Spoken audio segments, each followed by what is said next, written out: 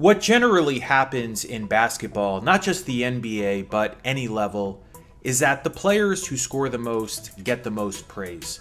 Putting the ball in the basket is the most glamorous part of the sport, and there tends to be an admiration for those who excel at that aspect of the game. But here's a question, and you can decide for yourself what direction you would go in if both options were on the table. Would you rather have a 7-footer that has outstanding defensive instincts, timing, and movement, and can theoretically guard all 5 positions, but is unpolished offensively, and there's no guarantee his offense will evolve enough to the point where he can reach superstar level? Evan Mobley is someone that comes to mind, although he has excellent fundamentals, even if he never becomes a prolific scorer. Or would you rather have a player, height indifferent, that is a scoring machine but plays little to no defense? Maybe ultimately it depends what else you have on your roster to play with, but the reality is it's more difficult to find the first type of player described than the second.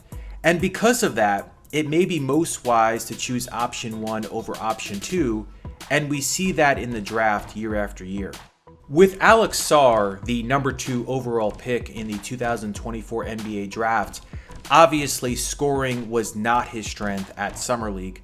He shot just 19.1% from the field overall and 11.8% from three-point range across 4 games.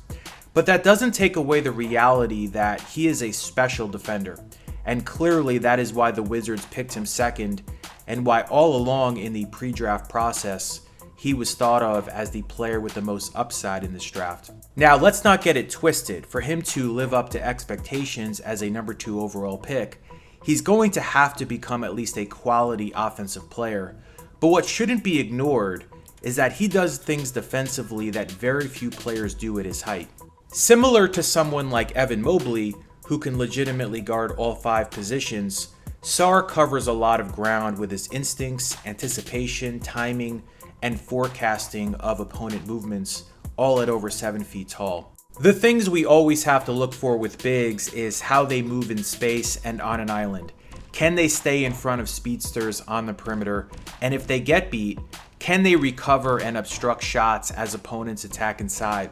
Also, are they consistent contesting and challenging shots on the perimeter? And does their presence alone make opponents make bad, hurried decisions? Based on Summer League, the general answer is yes to all those questions for Sarr. Watching these plays, Sarr's defensive impact was very good throughout the week. Here you see him move his feet well laterally and time his contest perfectly.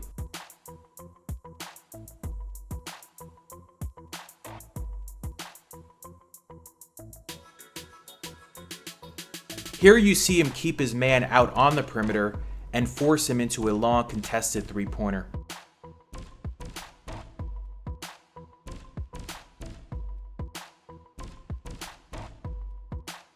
You can tell here that the opponent was out of sorts because of Sarr's presence and was rushed into an ill-advised spray-out pass that got intercepted. Here again you see him move his feet well, and a turnover follows.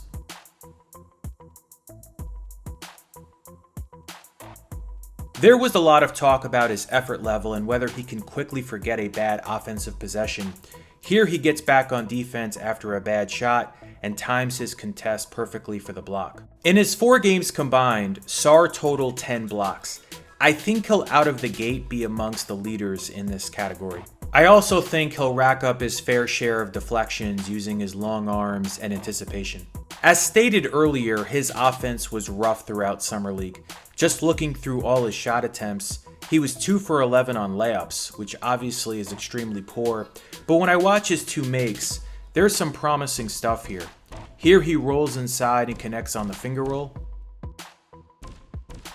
And then here he shows off his handles, runs the floor, and converts, accelerating toward the basket.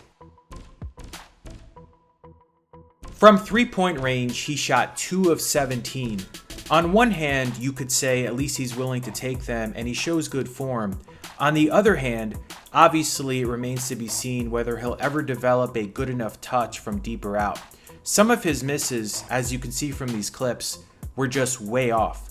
But on a positive note, these three-point attempts were generated in a variety of ways. We saw pick and pops, We saw relocation three-pointers, which are rare for bigs. And we saw step backs like this one, which a lot of times is what draws oohs and ahs when watching Victor Wembanyama.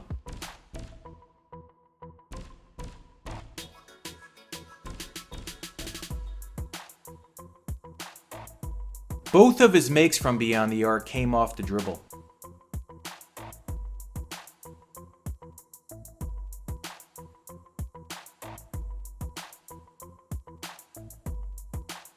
Even though he shot so poorly, there is a lot in his bag. It's not polished, it's not clean right now, but the fact that he's capable of creating off the dribble like this at his height is promising. But he's just going to have to develop better touch and be more refined when he creates off the dribble.